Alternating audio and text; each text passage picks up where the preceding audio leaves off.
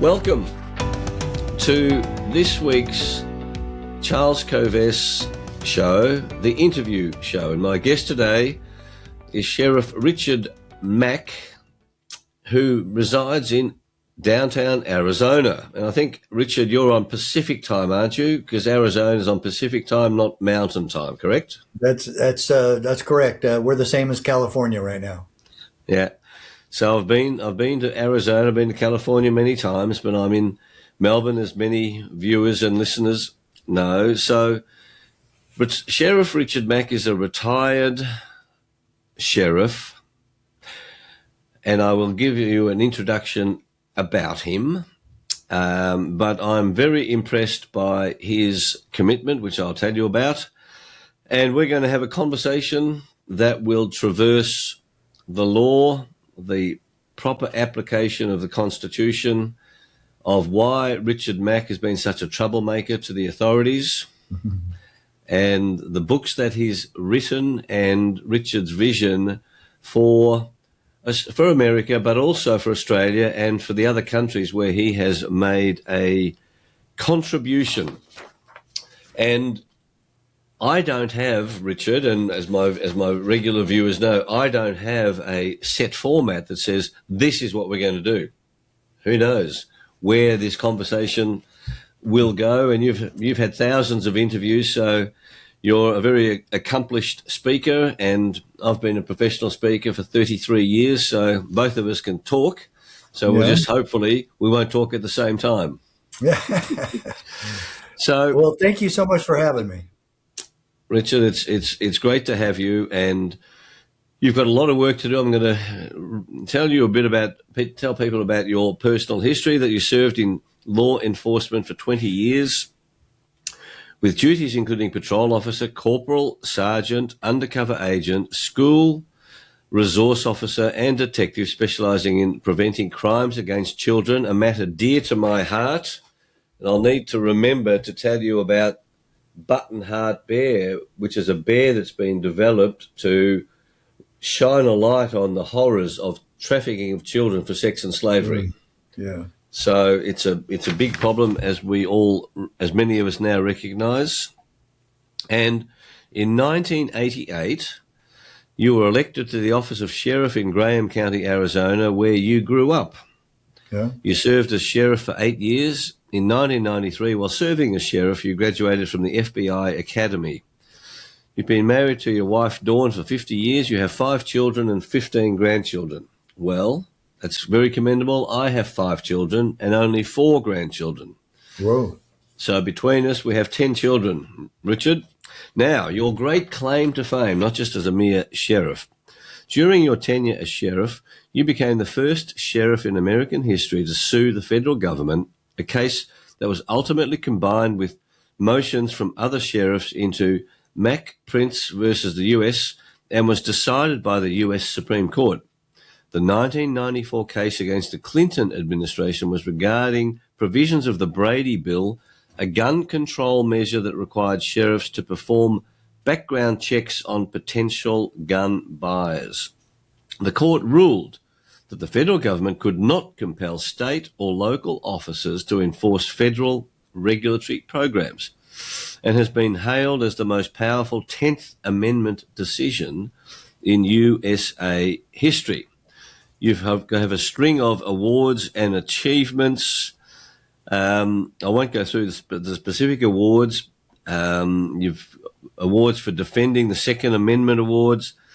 You're an elected official of the year award recipient, and you've authored a number of books on subjects such as the proper role of law enforcement, the power of the office of sheriff, gun control, states' rights and related issues.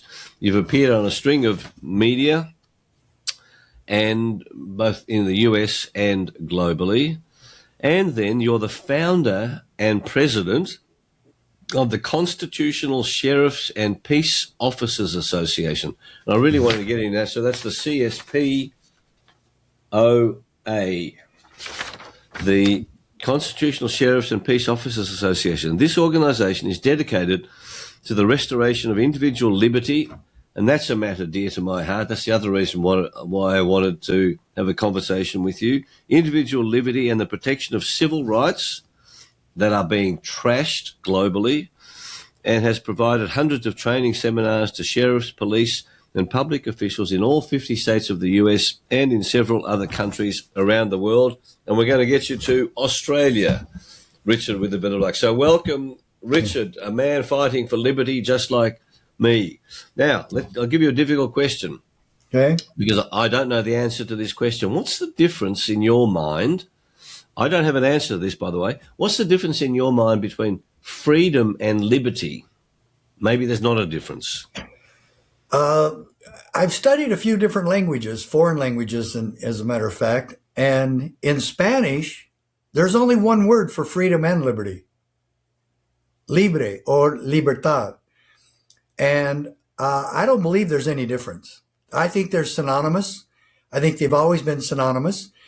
I know that some lawyers try to make it like there's a difference. Freedom is this, and then liberty is that. They're both that. And of course, individual liberty it sounds better than individual freedom to me, but it's only because liberty sounds stronger. But I don't believe there's any difference between the words at all. And if you take Latin, there's only one word for it, and that's where Spanish derives their terminology. And so I bet if you started looking at the foreign languages around the world, you'll see some with two, and you'll see some with just one. And I think one is fine. And en español, soy libre. I am free. And that's the way it ought to be for everybody. Yes, and the proposition that I put to you is, or to many in my programs and the work I've done for 33 years, without freedom, we are no different to animals. And, you know, as a law enforcement officer, if you put me into a jail, I lost my freedom. That's the ultimate penalty other than death, okay? Mm-hmm. Jail. I'm in there. I'm hardly different to an animal. Yeah. No, there wouldn't be. And man exists to be free, and we were born free, and we were born with innate rights. And you know, actually, and this might be leading us where we wanted to go, but we're actually born with the right to self-defend. We're all born with the right to breathe. We exist with the right from God Almighty to breathe. And then the second to that is the right to control that life. That without, and freedom, that's what freedom is. Freedom is the exercise of free will, my free will, except where your rights begin, my rights end, and vice versa. I cannot exercise complete liberty if I think I have a right to destroy anything from you that you were blessed with when you were born as a son of God. And so I can swing my fist all day long until it gets too close to you or until it hits you. Then I don't have that right. And even getting too close is a violation. And so the whole thing with the principles of liberty is that governments, and this is a quote from our Declaration of Independence, that to secure these rights, governments are established among men. And so this is that belongs to people from Australia, and it belongs to people from Uganda and Chad and Canada and Tahiti and Fiji. And that, in fact, those are the two places I've been that are the closest to Australia. And I think Fiji's the closest. But I've been to Fiji and I've been to Tahiti, but I've never been to Australia. I really want to come there someday. But the principles of liberty are supposed to happen in Iran, Iraq, Saudi Arabia, and I don't care, Turkey, Greece, it doesn't matter. The governments are supposed to exist to protect our God-given liberty. And it really bothers me that there's actual governments in the world today that don't believe that. And that is the change I want to help bring about throughout the world. But we got to start here in America. And that's entirely correct, and the same in Australia, because the explosion of laws that govern what we can do, Richard, are Yeah. extraordinary. And this taking away of freedom, the data that I have seen, and I'm wondering whether you have seen similar, that in America, the land of the free, the home of the brave, in Australia, in the UK, most people would trade away their freedom for security. On a vote, when you give people a choice, do you want security or do you want freedom? Yeah. You and I wouldn't, but a majority of people would choose security. I am not willing to surrender any of my rights for security or for national equality of stuff. Okay, and freedom was never intended to be that we all have equal stuff. That's absurd. And free will comes in there. That there comes free will. If I want to be a teacher, I can be a teacher. If I want to be a cop, I can be a cop. If I want to work on the economy or finances, if I want to be a financial advisor and work for a big Wall Street company, I can do that. If I want to start my own business, just like Bezos did, or Elon Musk or whoever, I don't care. I have the right to pursue any of that. And that's just how it is. But socialism and communism that want to force at the point of a gun equality, it has never been freedom, and none of that actually helped America become the greatest country in the world. We did not become the most prosperous and free country in the world because of socialism or communism. In fact, we fought at least 4 wars and 2 world wars and the Cold War to stop communism. And so the only other one I would put that I complain about Australia quite a bit is that you think that the governments there think that it's okay to take away personal property and the right and power to self-defend. And we are born with that. And governments thinking that they have the authority to somehow take that away from us in the name of safety or security is just so absurd. It's beyond rational thinking. And so look, I'm not a big gun guy. I've never been hunting in my life. And I didn't even own a gun until I was elected sheriff in 1988. I was a cop for almost 12 years before that.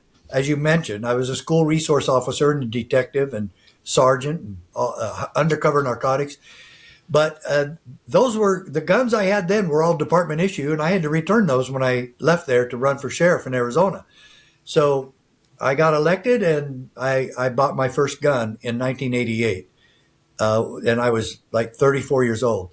And folks, the thing that guns mean to me is freedom.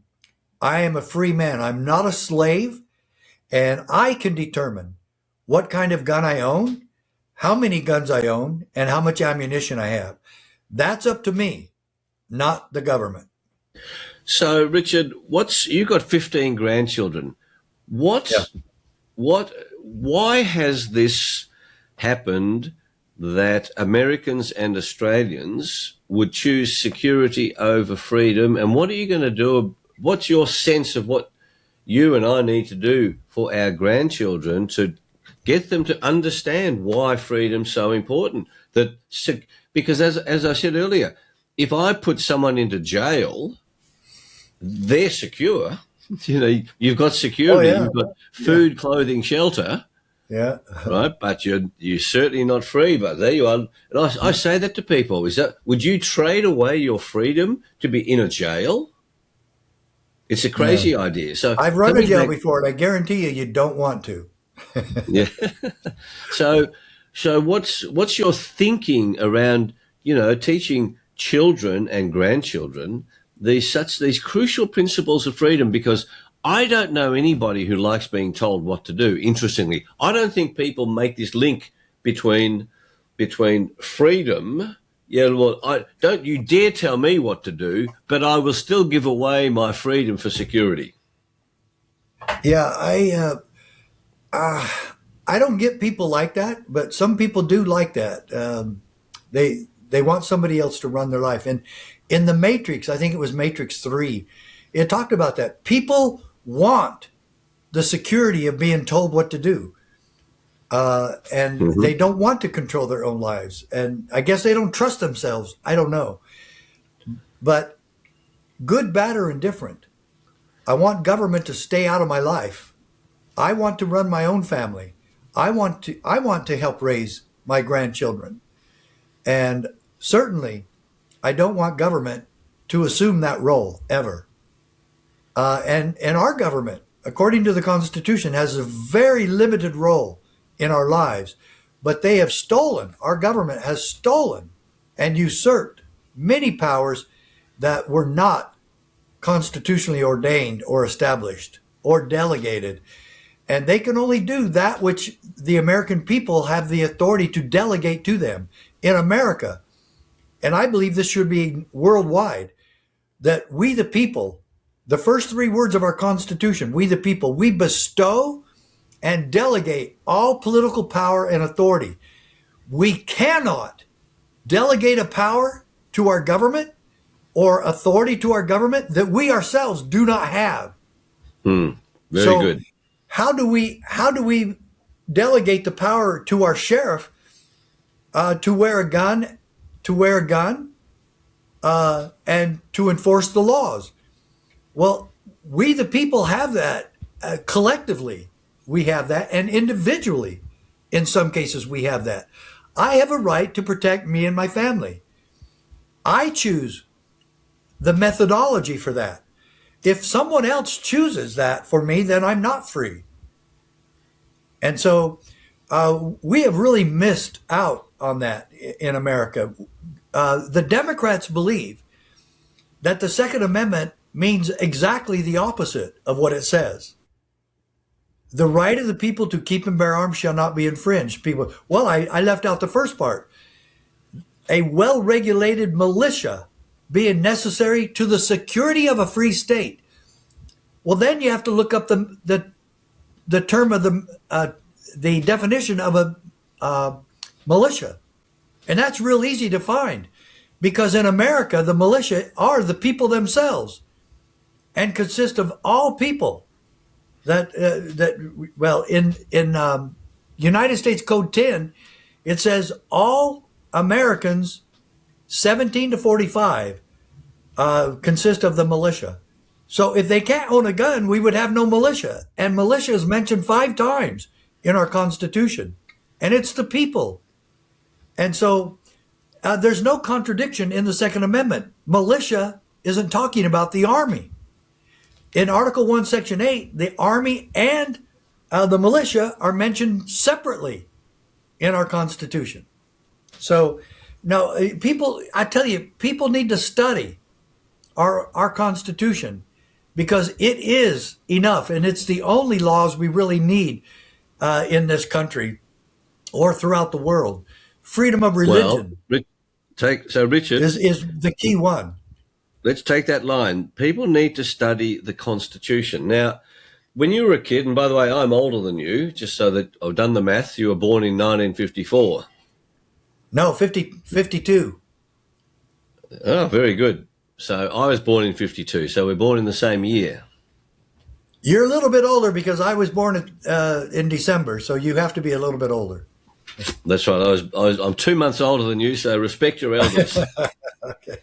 Now, the need to study the Constitution. Just look at this as a strategy, because where I'm heading is with the Constitutional Sheriffs and Peace Officers Association. I'm really quite interested in spreading the word here in Australia, but most people in Australia, in the UK and America, the teaching of the Constitution and our legal structures has been taken out of schools. It certainly has been in Australia. What about in America? Yeah, they don't. In Arizona, they passed a law that said that you have to display the Constitution in every classroom, but that doesn't mean you have to teach it. And the curriculum in the school I used to teach at was a charter school, and I thought they did a pretty good job of presenting the Constitution. But I used to teach the Constitution also. But I want to make sure that my children, because most schools and colleges and universities in Arizona in America do not teach the Constitution, and they're very radical beliefs of wokeism and liberalism and leftism. They don't teach the Constitution. They subvert the Constitution. That's correct. And Abraham Lincoln said that we the people are the rightful owners of the courts and Congress, not to subvert the Constitution, but to overthrow those who subvert the Constitution. And it's we're the ones in charge. And the Declaration of Independence says that we when any form of government becomes destructive of these ends, the people have the right and the responsibility, the duty, it says, to throw off such government and establish new guards. And that's not just because we vote. And look, I pray that will always remain peaceful. And I believe more than anything that the CSPOA, CSPOA.org, our Constitutional Sheriff and Peace Officer Association, is one of the very few peaceful and effective solutions that we have left in the world, especially in America. But this is a peaceful and effective solution for all people to generate movement for liberty, and especially individual liberty. And my question is this: to every sheriff and peace officer and deputy or and chief of regulate police, anywhere in the world, especially Australia and America, because that's where we're talking right now. If government establishes or promulgates legislation that clearly violates the rights of the people, like trying to enforce laws against freedom of speech, and they've done this in England, and I'm pretty sure they've done it in Australia because they've done it here too. Mm-hmm. The peace officer would be required to defend the right of the people instead of enforcing a stupid statute. And that's the point that we try to make at CSPOA, because individual liberty supersedes any legislation that can be made by man. And so that's where we're at as a people. And I really think that we need to come together as people and as governments and realize what our role is as government officials. And it's to protect the rights of the people. It's to protect the civil rights, the God-given rights of all people, all nationalities, all races, all religions. It doesn't matter. There are no exemptions to that. So, Richard, what are the resources that are available on the CSPOA website? Well, one, it has a 6-hour class that I do, and all my books are there as well. In fact, this book everyone should get. Everyone should get all my books. Mm-hmm. And I've just released a new book that I really want to talk to you about too. It's called "The Democrat Murder of America." Yeah. Very good. But this, folks, this is a book. Look, this is really small. It fits in my shirt pocket. Okay. Mm-hmm. Yep. But it's very short. It's very thin. You can get 3 of these for $5. Look, the shipping's going to be triple to Australia, but you can get a few of these and we can get them to you. No problem. I've sent these to Germany. I've sent them to England. I've sent them to Ireland. I've sent them to Canada. And so you can still get these. But this case, look at the title and look at it has all the flags of the United States on it because it's about state sovereignty. Yep. And it's an important I just tell people this is an important principle of state versus federal. The states, just like the people gave the states their constitution, then the states give certain rights to the federal body, like in Australia, same model, but the state, the all of the rights stay with the state, and they've given some rights to the federal, correct? Yeah, and like it says in the United States form of government, the federal government is, and it reinforces this in my case. Justice Scalia wrote this: the states only have discrete and enumerated powers. Enumerated, that's key to all this. They can be numbered. You can number if you have enumerated powers, you can number. Go through the Constitution and number them. And for the federal government, it's barely 40. They barely have 40. Some say it's right under 40. But it's not thousands that they've stolen. And of course, they've stolen and usurped the authority to pass gun control laws. The federal government has no authority whatsoever to pass a single gun control law. Maybe the states do to try to keep guns away from violent felons. But even they still can a state violate the U.S. Constitution and specifically the Bill of Rights? And I don't believe they can. Everything's kind of condensed on that particular law, the supreme law of the land. And then from there, they can branch out. But gun control is, the states and the federal government have very little authority to do any gun control. As a matter of fact, I wrote a book also on that. This says plainly that gun control in the United States of America is against the law. Is against the law. And now Samuel Adams said one condition: the right of the people to keep and bear arms who have proved to be peaceable citizens. Their right to keep and bear arms shall not be infringed. And I'll go along with that, because once you've proven that you will commit crimes with your gun, then I believe government has a right to keep that away from you. So, but other than that, there is no gun control laws that are constitutional, and we have over 20,000 gun control laws in America. 20,000? 20,000. Wow. So tell me about your latest. So when you take state, local, and federal. Yes. Yeah. So that book, we will get that into Australia. I think that's a great idea. So tell me about your latest book. Well, as I said earlier, it's The Democrat Murder of America, Demagoguery in the First Degree. And the reason that my co-author and I wanted to get this going, I didn't even know him until 6 months ago, but he had me on his podcast and he asked me if I wrote books, and I said yes. And he said, I want to send you a Zoom link right after this and have you show me some of your books. After I showed him the books, he said, I want to write a book with you. And I said, okay. And he told me what it's about, that Democrats are trying to destroy America, and that they lie, cheat, steal, commit fraud, election fraud, and they bring all these criminals into our country from around the world, including terrorists and cartels and human traffickers and pedophiles and fentanyl dealers. And our party brought all those people in here. And now they say they want them all to vote. And they want them all not to have to prove any citizenship, or it doesn't matter if they're citizens, and it doesn't matter if they have identification. And they can register to vote the day of the election and then vote right then and there without any identification. You can register and vote, and we don't have the right to know who you are. That's how stupid and crazy and insane the Democrat Party has gotten. And guess who's joined them in all of that? The national media. And so I'm so fed up with all of that.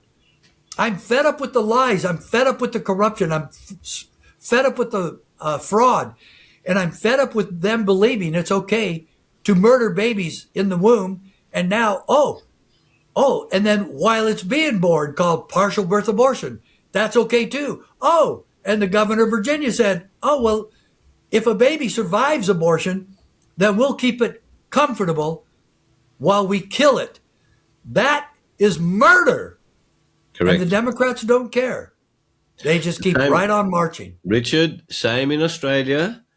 Full-term abortions are now legal in all states, and I call termination after 20 weeks murder unless it's to save the mother's life. It's not abortion; it's murder. Yeah. It is. It is a. Yeah. It is a And life. mine starts at conception.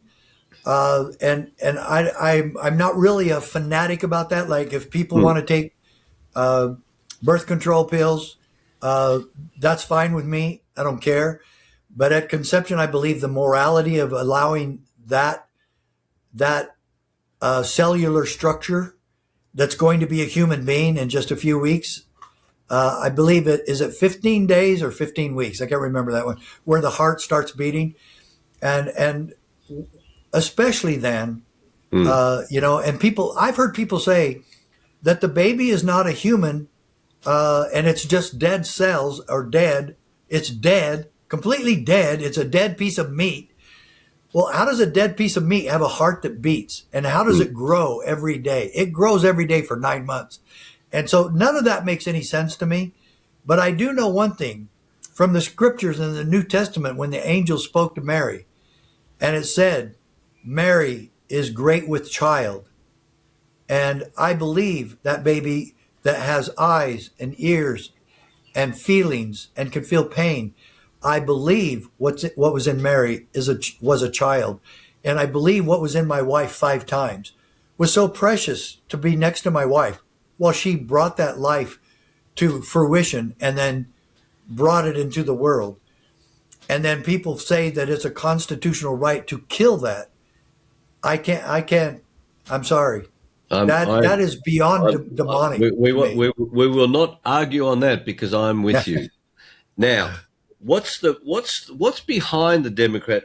When you wrote that book, The Democrat Murder of America, and we're looking from other people looking at this behavior, this crazy behavior. What's the game plan? Do Democrats want to murder America? Yeah, they do. They want to murder the American dream, and they want to murder freedom, and they want to murder free will. And we've got chapters about that. Even like, let's say this way, our third chapter, save our democracy. Well, you see, America's not a democracy. And so they're always talking, even Fox News, save our democracy. And we are a constitutional republic. And Benjamin Franklin told the world that. A republic, if you can keep it, what the founding fathers did was come together and create a republic within the foundation and parameters of a God-inspired constitution. And now the Democrats assail God. They assail our Constitution. They want to destroy the Constitution and establish a new system of socialism and communism. And that's what they're doing. And in our Pledge of Allegiance, it even says it in there, and to the republic for which it stands.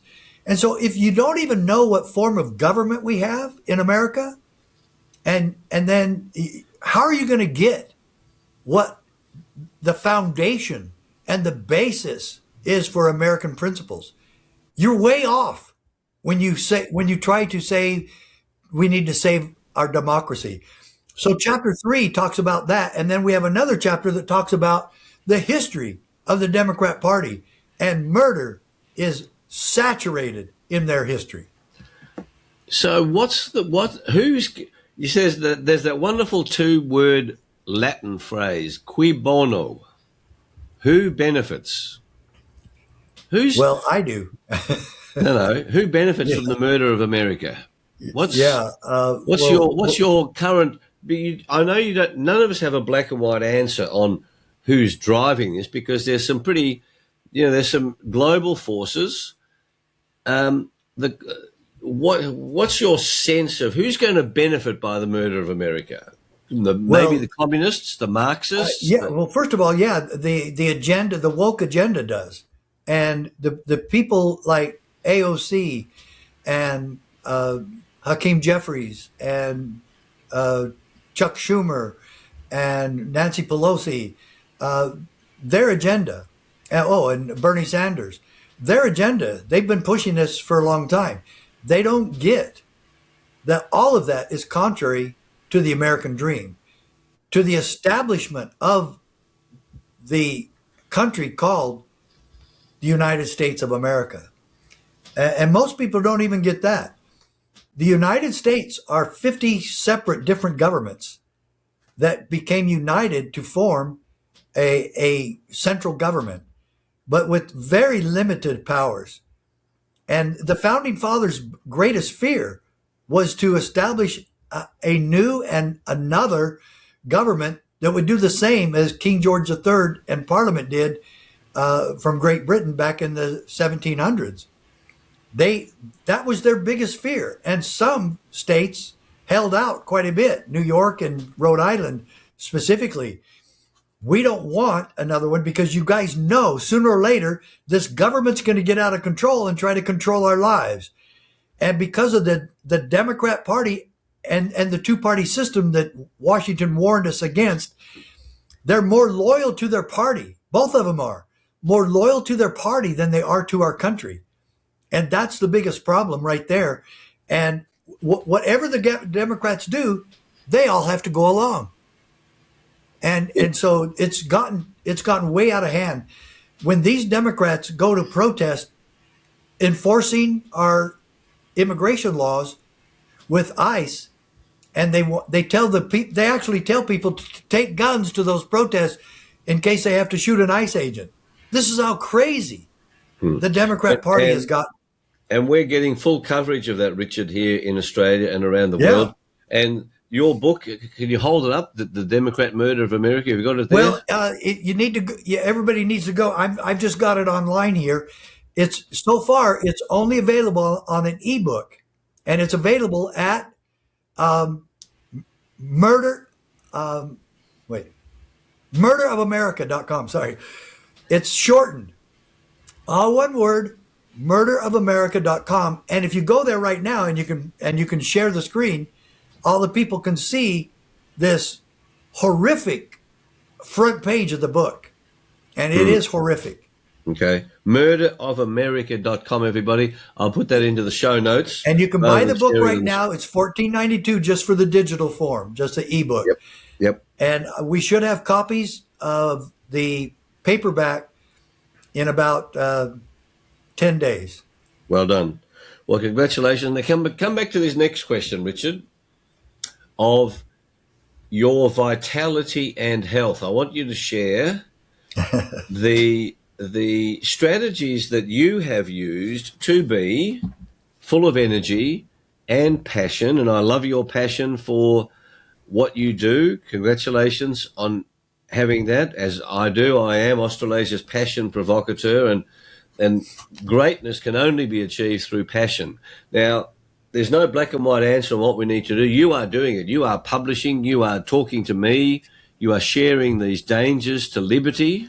You are sharing these dangers to our inalienable rights that we are born with. And I think that's pretty important. You know, the whole question of slavery, but through human history, there's been plenty of slavery. Come back to your health now. What are your strategies for being in excellent health? You look like you're in excellent health. I hope you are. Well, I'm actually not. I've had 2 heart attacks, so I hope I don't put a damper on anything. I feel great. Even the day in 2015, I had a massive heart attack. I didn't feel like I came even close to dying. I never passed out. But folks, I don't know why, because I've always been very athletic. I've always been very active. In fact, just an hour and a half ago, I went to work out with my wife at the gym right here. And so I feel great, and I will do this as long as the good Lord gives me breath in my body. And I hope to keep doing this for quite a while. This is what I've been called to do. And I love my children. I love my grandchildren. I love my wife, and she and I have been now married 51 years, and we met 52 years ago this coming July, and I've been so blessed to have her in my life. I really love being around her.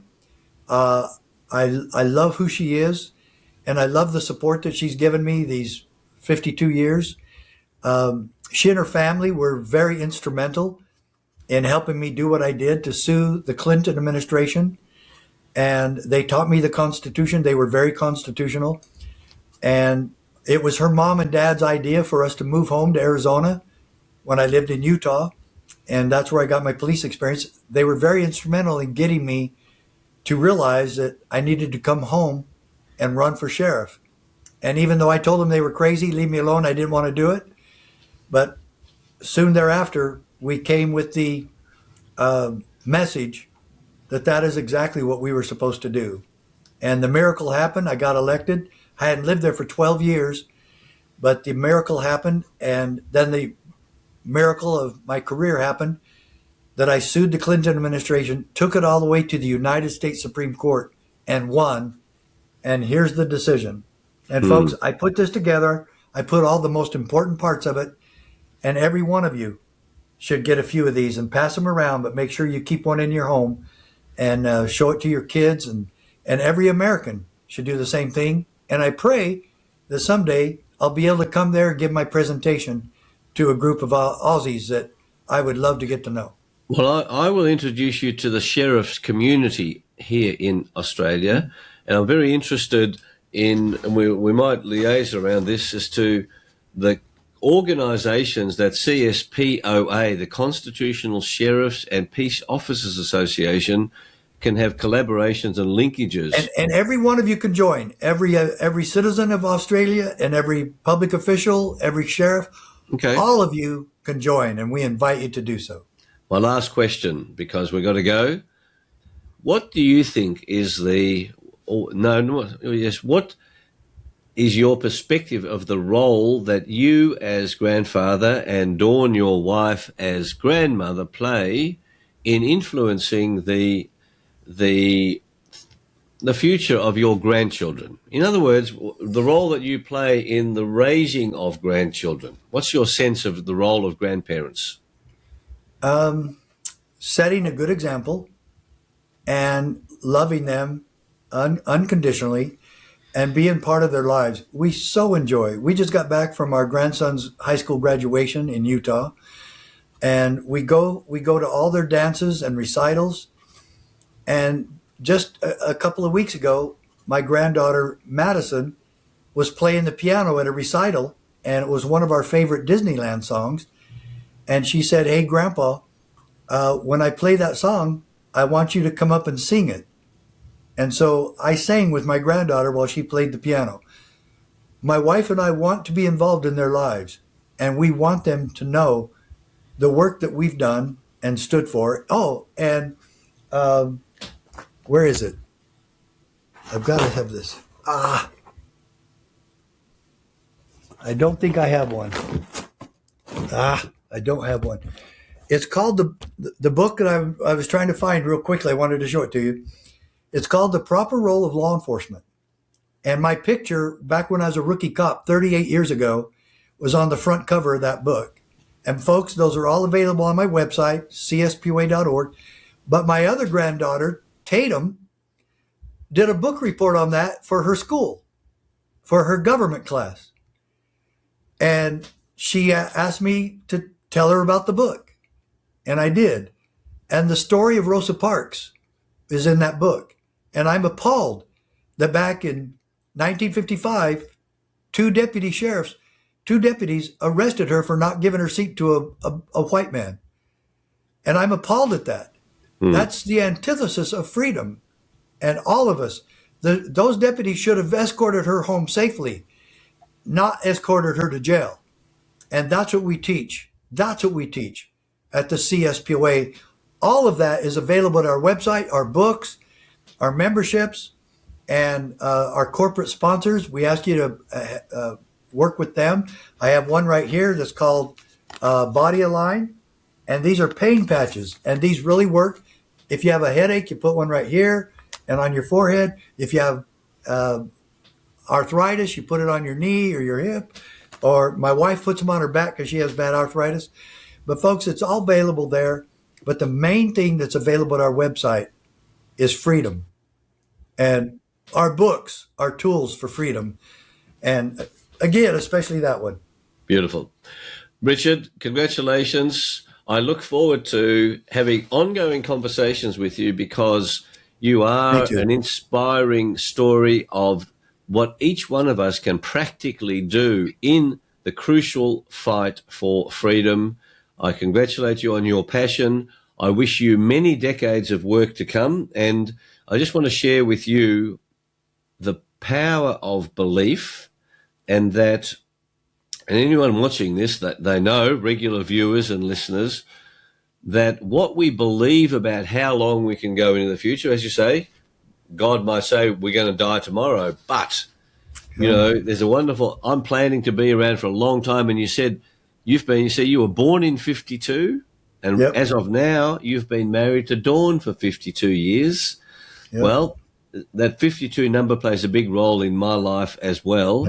And I'm a bit older than you, and I'm planning on working for another 52 years till I'm 125. And you Well, showing that one thing, the I plan knowledge to be around, married to my wife another 50 also. that's correct. That would be pretty special, wouldn't it, to have a 100-year marriage? So, Richard, congratulations. Thank you for being with us. And I look forward to your journey. I will visit the website, everybody, CSPOA.org. And the other book, Murder of America, the other website, murderofamerica.com. And may God protect you and your family and continue the good fight for liberty. And thank you, and God bless. Thank you.